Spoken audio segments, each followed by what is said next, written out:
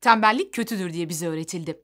Peki ya yanıltıldıysak? Hedeflerimize ulaşmak için çözümün tembellik eğilimlerimizden kurtulmamız gerektiği bize söylendi.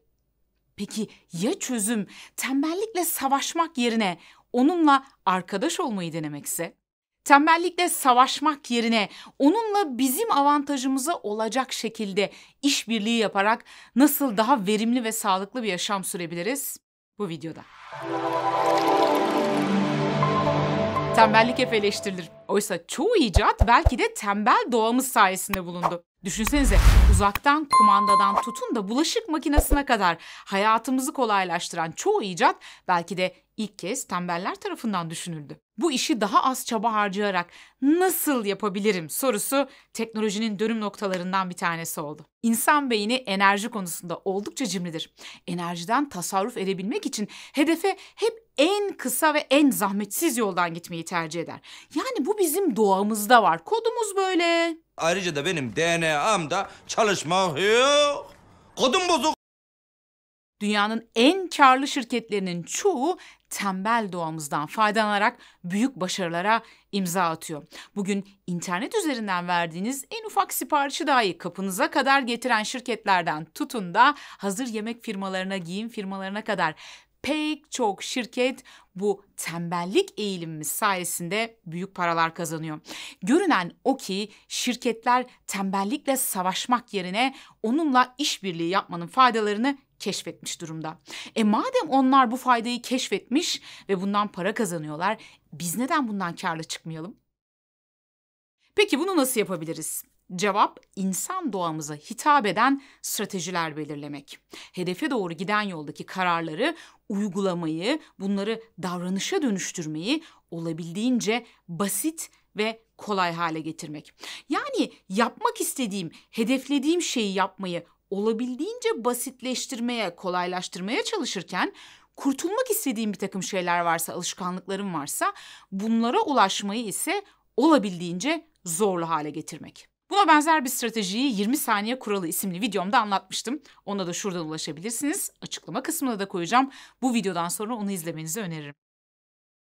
Tembellik eğilimimizde nasıl el sıkışacağız ve onu kendi faydamıza nasıl kullanacağız? Biraz daha netleştirelim isterseniz. Örnekler üzerinden gidelim.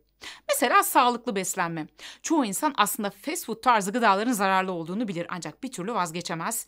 Çünkü fast food gıdalara ulaşmak çok daha kolaydır ve zahmetsizdir.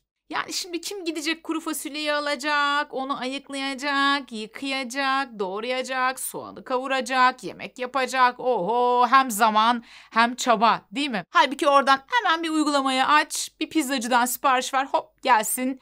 Gelsin kilolar, gelsin kolesteroller ve gelsin sağlıksız yaşam. Peki acaba yediğimiz sağlıklı yemek sayısını arttırmak, meyve ve sebze yemeği arttırmak için mesela neler yapabiliriz bu stratejiyi kullanarak? Örneğin evde daha kolay ulaşılabilir yerlere, hemen elinizin altında olan yerlere paketli gıdalar, zararlı bir takım ürünler yerine daha sağlıklı olanlarını koymak. Mesela buzluğun içerisine daha hemen pişirilebilecek sağlıklı gıdalardan yemekler hazırlamak ve koymak. Benzer şekilde konserve şeklinde bazı yemekleri yapıp, vakumlayıp, kavanozlara koyup buzdolabında saklayabilirsiniz. Diyelim ki işten geldiniz, çok yorgunsunuz, yemek yapmaya üşeniyorsunuz. Bu gibi durumlarda tam bir kurtarıcı bu konserve yemekler. Yaptığınız, kavanozladığınız ve vakumladığınız o yemekleri hemen açıp ısıtıp kullanabiliyorsunuz. Bununla ilgili bilgileri yemek kanallarında bulabilirsiniz. Mesela yemeğin yanında her seferinde salata yapmaya üşeniyor olabilirsiniz. Oysa ki salata çok önemli çünkü yemekle beraber aldığımız lif miktarını arttırıyor ve lifler bağırsak sağlığımız için çok önemli. Bağırsak sağlığının da ruh sağlığı üzerindeki etkilerinin ne kadar önemli olduğunu benim takipçilerim biliyorlar. Peki salata yapmaya her seferinde üşeniyorsan ne yapabilirsin? Mesela belki de tek seferlik şöyle bir salatayı bolca yapıp içerisine yağını, limonunu eklemeden buzdolabında saklayabilirsin ve her seferinde kullanacağın kadarını alıp ona yağ ve limon ekleyip kullanabilirsin. Kendimden bir örnek daha vereyim. Ben pazardan aldığım meyveleri her seferinde çürütürdüm. Çünkü onları kim buzdolabından alacak, yıkayacak, yiyecek? Ay çok uzun iş. Peki bununla baş edebilmek için ne yaptım? Bununla baş edebilmek için pazardan gelir gelmez şöyle bir motivasyonumu toplayıp, bütün gücümü toplayıp bütün meyveleri yıkadım, kuruladım. Bunu da çok büyük bir başarıymış gibi anlatıyorum. Ve ardından bu yıkadığım ve kuruladığım meyveleri buzdolabında saklamaya başladım.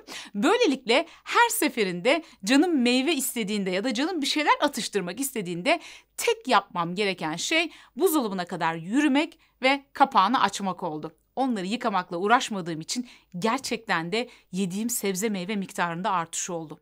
Belki bu anlattığım tekniği farklı şekillerde, farklı alanlarda kullanan katılımcılarımız vardır.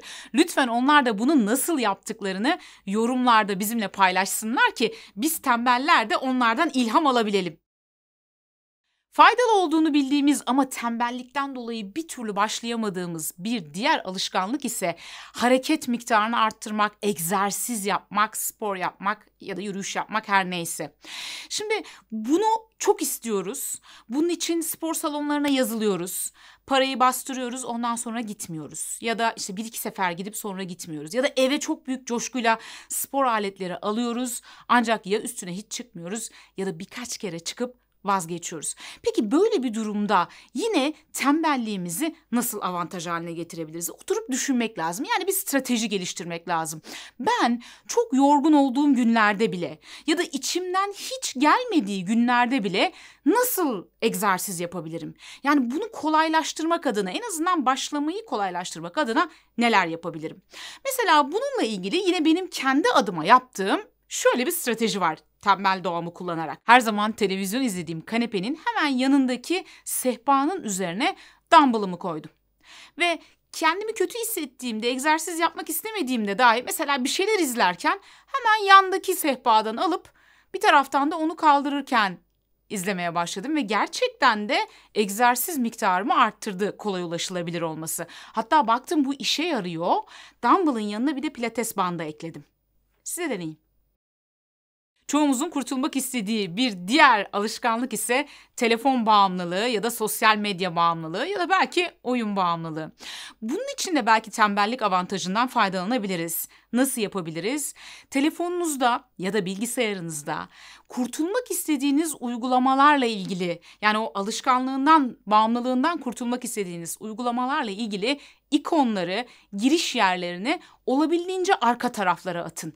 Yani hemen telefonunuzu açtığınızda ilk önünüze gelen sayfada değil de belki daha ileri sayfalarda, hatta oralarda da bir klasörün içinde olsun.